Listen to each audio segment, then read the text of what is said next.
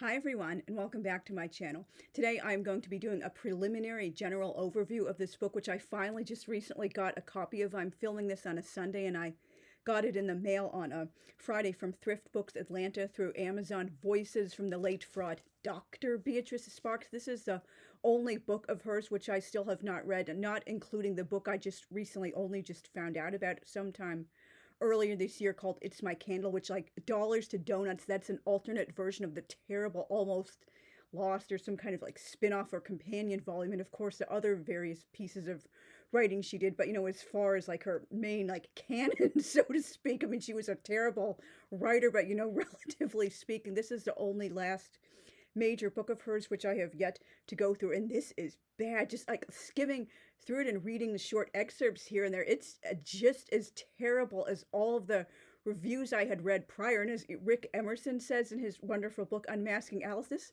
cover with like a joint in a jeans pant pocket, it's like threatening or risque as a Bee Gees album cover. It's like so stupid. Look at this author photo on the back. She looks so soulless. She's not even looking at the camera. Her like eyes are like empty. It's just like, oh, just it just really speaks volumes about what kind of person she was. Like, fake, shallow, creepy, and of course it has the fake credentials. Beatrice Sparks has been working as a professional counselor. That was a Freudian slip.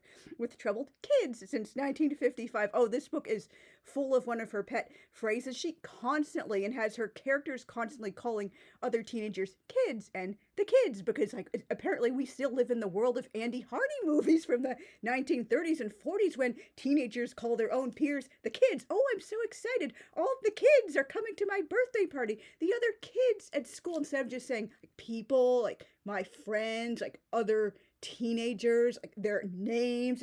No, but we got to call them the kids, because I can't think outside of slang from when I was a kid myself. And so anyway, like she did not have a doctorate or any kind of degree at all. She was not a real psychologist. She should have been in jail for pretending to be a psychologist, even on paper. Like at most, she might have had a so-called calling with Mormonism. They do love shunting people into endless callings, as they call them, to maybe do some kind of like non-credentialed like counseling or whatever, but not an actual psychological practice. But anyway, she has taught music therapy. Where's the evidence? Conducted special seminars for parents. Again, like, unless this was under like the morgue, like doing an endless calling, but this was definitely not something she would have done as a psychologist. It would have just been like a Mormon thing. Professionals and teenagers, and spoken at hundreds of youth conferences around the country. Wow, she really just loved inflating her made-up credentials. Ms. Sparks began extensive interviewing for Voices during the summer of 1975, and over the next 3 years, she talked with over 1,000, why is there a hyphen in 1,000? That's weird, young people in 67 cities and towns in 25 states. Like, again, like Rick Emerson points out, a lot of the critics at the time, I think this came out in 1978, maybe 77, from New York Times Books. A lot of people were questioning, did she really interview over 1,000 teenagers? They kind of found that hard to believe. Like, why and when and how could she have traveled to all of these cities, conducted all of these interviews, and gotten permission from the parents, particularly because like some of these kids were still living at like halfway houses and on the streets, and like the parents didn't actually read what the teenagers said in the interviews. Like so many things about these stories, they just don't add up at all. But again, she was the queen of like not adding up. In addition to her work on Go Ask Alice, work is doing a lot of heavy lifting there. She wrote the whole thing, which can today be read in 16 different languages. I believe it's been translated into many more since. She has written a number of books and magazine articles. The author is the mother of 3 grown children and lives with her husband in Provo, Utah. Here's the thing on the blurb. When the diaries of a 15-year-old girl were published 6 years ago in a book entitled Go Ask Alice, it struck a nerve in a society polarized by the violence of the 60s and the vitriol of its youth. The editor behind that devastating international bestseller was Beatrice Sparks, who was so angry she had her name left off of any part of the book and, oh, I finally have to make it right. Let everyone know I was the editor and the discoverer and the presenter, even though, like, we all know now she was the writer. And she has news for all of us. Oh, wow, I'm on my tenterhooks. The disturbing, riveting, undeniable truth about our children in the mind of an over-the-hill conservative Mormon housewife. Voices documents with horrifying honesty the lives of 4 teenagers, Mary, Mark, Millie, and Jane, who, in their poignant, futile struggle to be loved and cared about, settled for something far less. They tell their own stories in their own words of what it is like to have sex at 13. I mean, of course, that's like far from desirable, but I mean, compared to like everything like they could be doing, like that's kind of not nearly as bad as like, conking out on like crystal meth or like going on a murder spree or something like that. Oh, and this is like, oh, I hate the book for this. It's like disgusting to read the Millie chapter. To deal with homosexuality at school. Like she lets her homophobic flag fly high and proud. She's constantly like spewing like every single homophobic slur and trope and stereotype and slander you can think of. I will get to like all of this like in way more detail when I'm doing future videos on the book. To be high on drugs at the dinner table with 2 unsuspecting parents. So she just loved her like over the top unrealistic scenarios, just like pack in as much drama and fakery as possible. To be 14 years old and introducing your younger sister to amphetamines, so another over the top goofy scenario. To join a cult and live through the agony of deprogramming. Their world is a jungle, and most often they are victims of a first experience gone wrong. Oh, she loved creating victims. Like, none of her characters ever get into these scenarios of their, like, own free will. It's like, oh, I was tricked and drugged and like, abused and groomed and essayed and taken advantage of by a friend or a love interest or a stranger. But I was a good Molly Mormon or Peter Priest, and I wouldn't have done this if I hadn't been, like, lied to by bad kids. It says, with no one attempting to explain what has happened to them. The deprivation that you hear in these voices comes not from malnutrition or ghetto living. Wow, like way to slather on the racism, Dr. Fraud, but from the emptiness of their relationships and the world's insensitivity to their desperate need to be close to anyone or anything. And of course, Dr. Fraud is going to sweep in on her little white horse. I'm the fun, cool, hip Dr. B. You can trust me. We have all seen the public service announcement that says it's 10 p.m. Do you know where your children are? They tell you in voices. And her dedication is like a fakery to the real Mary, Mark, Millie, and Jane, figments of her imagination. And the acknowledgments, my deepest thanks to 4 young friends called Mary, Mark, Millie, and Jane in this book. Each trusted me enough to share with me their most intimate and sometimes hurting thoughts and remembrances, in the hope that those experiences would help other young people make wiser decisions and value judgments in their own lives. Yeah, better get back on the Molly Mormon and Peter priesthood path. ASAP, or you're just a terrible person. All 4 case histories are published with permission. In each case, names and essential facts have been disguised. I mean, of course, we know this is all fake, but we know how well she disguised actual identifying information when the one documented time she worked with a real journal, and like from Alden Barrett and Jay's journal. I still have yet to do a video about that book. I can't wait to get to it. Mark, the cult experience. Mary, the cult experience. Mark, the lure of suicide. Millie, the homosexual alternative. Oh, I am going to have a field day doing a video about the whole Millie chapter. It is swarming with homophobia, and she was called out. Like, this was published in the late 70s, and even by then, like, most mainstream people like realized, oh, it's not cool to be homophobic anymore. They slaughtered her for the disgusting, offensive, like just minds sweeping through the whole book, just like overwhelming homophobia in this book. They were just disgusted even back then. That should tell you a lot, like the Q word, the other F word, the H word, like, fairy, like fruit, just whatever you can think of. And she has stereotypes like, all gays are promiscuous, and they're always like picking up hookups and one night stands in gas station bathrooms, and they have kinky sex because they use sex toys instead of vanilla, lights out, missionary, under the covers, heterosexual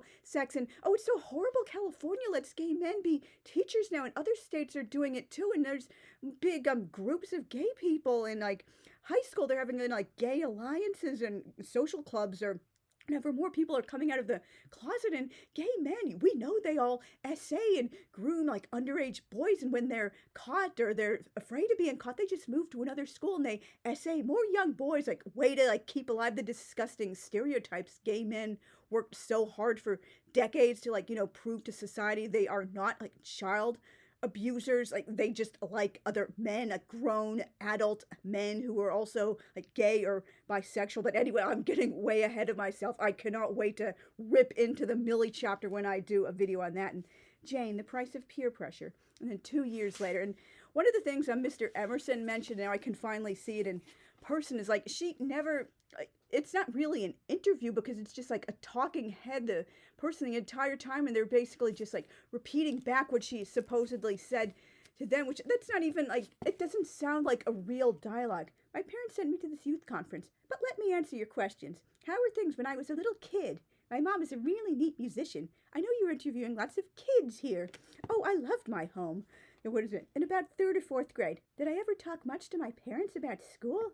Well, in junior high. Oh, she's talking about how allegedly they were doing like pornographic dances in junior high, but for some weird reason, the dances were less porny when they got to high school. But like Dr. Fraud, like her definition of like kinky or like sexual or sexy or vulgar or pornographic is anything that's not the aforementioned lights out, missionary, PIV, like under the covers in the dark between a married couple. Like, so who knows what she was thinking? Oh, they're doing pornographic dances in junior high. Oh, were we rich? You haven't asked me about the things I don't want to tell you. Oh crap, I'm trying so hard not to think about it. I grew up as a good member of the Church of Blank. I all suspected it started with my attitude when I was really young, because mommy and daddy were trying to make me like repress my real feelings. How can you do bad things? You're not being a good little like Shirley Temple Holy Mormon. I never did like school. I had been that way about drugs. There wasn't really anybody could pin on me. Like you get the idea. Oh wow, I didn't think I'd see you ever again. Meet up at 12.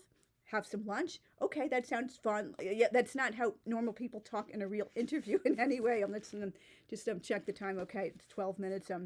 Introduction. Since 1955, I have been working with kids who have problems. I have found many of them, and I have found them in many places. At the Youth Center Division of the Utah Mental Hospital, another fake credential, where I was a music therapist. At Brigham Young University, aka YBU, where I taught special classes like prove it. She attended classes at YBU for like 5 months in 1989. There's no record of her like teaching there or completing even an associate's degree. Like forget YBU, just like any school. She just made all this crap up. And at many seminars and youth conferences where I have lectured, I have interviewed them in connection with books and articles I have written. Hurting kids, they're everywhere. She loved the unnecessary, like, not exclamation points, and quotation marks as well. And she even manages to work in her pet fetish of all caps, too, in this book. During the summer of 1975, I began extensive interviewing to look into the problems of youth, spending much time at Focus, a runaway house in Las Vegas, Nevada.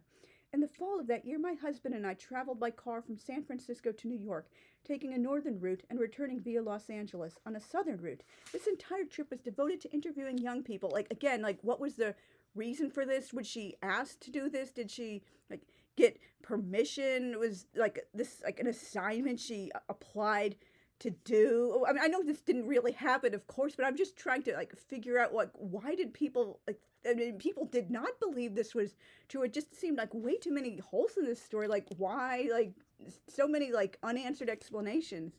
The following year, we traveled to Texas for more interviews where she used to live. And I talked with over 1,000 young people in 67 cities and towns in 25 states. And she talks about how the population and the number of these cities with had, like, certain populations. With the assistance of teachers, counselors, and the kids themselves, I endeavored to interview a balanced number of privileged, underprivileged, socias, sleazes, and in-betweens. What I had to look up social. I thought it was pronounced sosh. I had no idea what the F does that even mean. Is that a weird dated slang term? Like, was this really a word in the 70s, or is this a dated word from her own adolescence back in the 30s? And apparently it's pronounced sosh, not sosh. It's like short for like social, like socialite. Was this a word like people who were like growing up or living in the 70s? Did you actually call people socias? Was that a thing in the caste system? Or you would just say like, like snob, or if you want to be like pejorative, or like rich people, or like just what social? I've never heard that term. This is literally the first time I have ever heard that term or like seen it in print. It's just, and sleaze, is that a particular like type, a caste on the teenage totem pole, like a sleaze bag? That's just a kind of behavior. It's not a specific kind of, like social group or something like that. It's just so stupid. Each township, city, and school has its distinct caste system. These castes nearly always have their own hangouts. They work, study, and date at different places. Yeah, no crap. Each young person, before being interviewed, again, unbelievable, obtained a signed release from a parent or guardian, granting permission for my use of the interview material, providing I change names and places to protect the identity of the person concerned. And the follow-ups, they're pretty much all taken back by their precious mommies and daddies, because, of course, parents are cartoonishly perfect in Dr. Fraud world. Parents and teachers never saw the interview material. Again, that's really a bridge too far, which allowed the kids to speak frankly and sincerely. Kids were always anxious to talk, actually hungry and eager to have someone who sincerely wanted to listen and not hurt. Again, the unnecessary quote marks. There were always more kids lined up, many more willing to cooperate than I could use. Nice job patting yourself on the back, Dr. Fraud. All were looking for answers, for a chance to help themselves and other kids. I found a rapport so deep and stable and caring, she loved the serial lists without commas among them, that I wished the thoughts they shared with me could be shared with all people, mainly to let adults see how sensitive young people are and how deeply they can hurt. Why is the word hurt in quote marks? It makes no sense. And to let young people see that they are not alone in their frustrations and fears. Chapter 5 provides a flashback to the 4 young people who tell their stories in this book. It provides clues to how they, individually, could or could not face and overcome their problems. In each case, many cries for help, love, and acceptance are all too evident. I chose cult, suicide, homosexuality, because you're a homophobic, you-know-what, and peer pressure as the main themes of Voices, because I believe they, plus drugs and liquor, are the biggest and the most now problems young people have to face. Yeah, listing same-sex attraction as a problem. Like, you know what they say. A lot of times, people who are like the most like publicly and violently, blatantly homophobic, they turn out to be closeted gays, lesbians themselves. Like, they're trying to hide it by being this super homophobe and public, but Mormonism is extremely homophobic by nature, so like who knows what was going on in that brain of hers.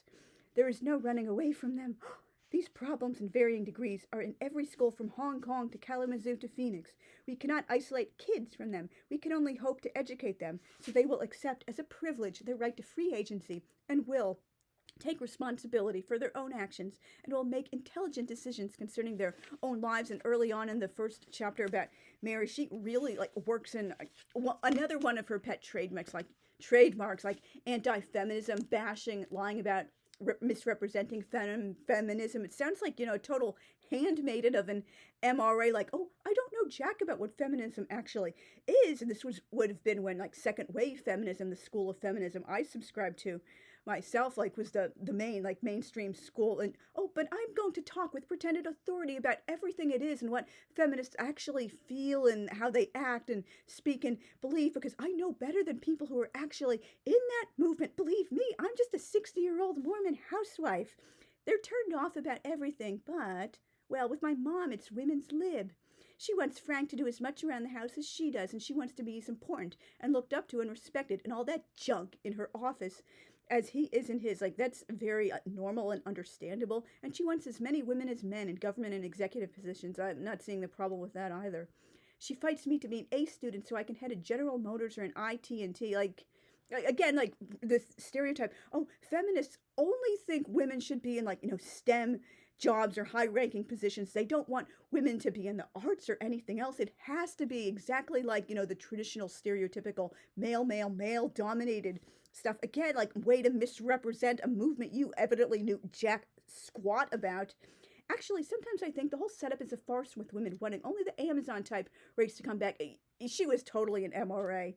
Often I wonder what would have happened if Mom had had a baby boy instead of me. Would she have hated him, or resented him, or treated him like an inferior as she does my stepdad, Frank? Why is stepdad is hyphenated and dad is capitalized, but step isn't? Like, what?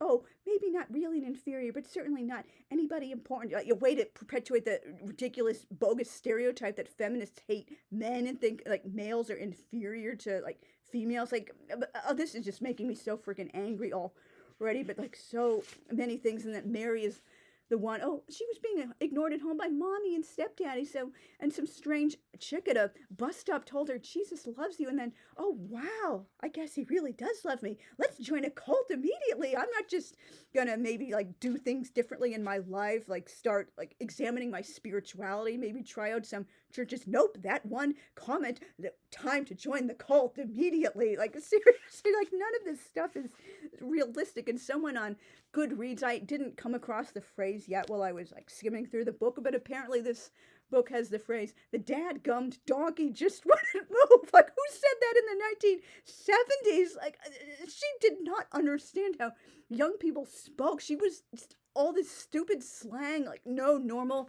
kid was actually using, and like the unnecessary exclamation points and the all caps and the pointless quote marks and all the ridiculous over-the-top scenarios. And one of the later girls in the book claims she essayed a 12-year-old boy. I mean, not to get too like graphic or like gross, but like a male needs to be in a certain physical state for like, sexual activities in that way to happen. And again, nothing about this scenario or any of these scenarios in the book is ringing true. But anyway, I'm going to like do some future videos talking about this in much more detail. Might do like a separate video for each section of the book, and just like a general wrap up, or maybe everything wrong with this book like I've done for some of her other books. But just this book is just so absolutely bad. I'm so happy I finally found a copy, even though I'm not really going to enjoy reading it. It's going to make me so angry. But again, like, thanks for watching, and let me know down in the comments, have you ever read this book? What other books by Dr. Fraud like have you read? What do you think of literary fraud in general? So again, thanks for watching. I'll see you soon. Bye.